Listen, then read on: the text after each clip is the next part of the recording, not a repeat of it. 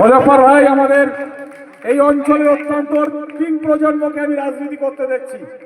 শহীদুল ভাই প্রথম 98 সালে উপপ্রধান হয়, মুজাফফর বর্তমানে উপপ্রধান, ওর ছেলে শাহনাজ ওই মুহূর্তে বারাসাত ব্লকের তৃণমূল ছাত্র পরিষদের সহ সভাপতি।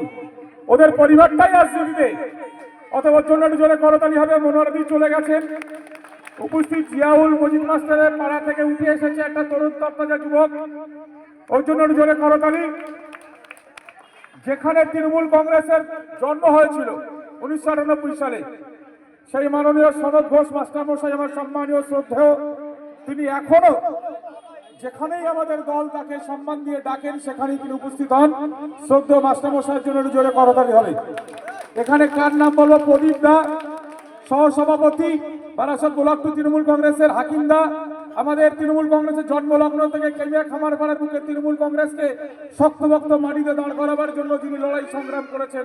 ভাই ভাই আছেন ভিক্টর ডালি, কৈপুরের মতো একটা প্রত্যন্ত জায়গা থেকে উঠে এসেছে একটা এসসি সম্প্রদায়ের ছেলে, মিজানুর রহমান মুন্না রাজপুর অঞ্চলের সঞ্চালক। এখানে তরি থেকে শুরু করে আমাদের অনেকেই এখানে আছেন, মিন্টু থেকে শুরু করে সমস্ত এখানে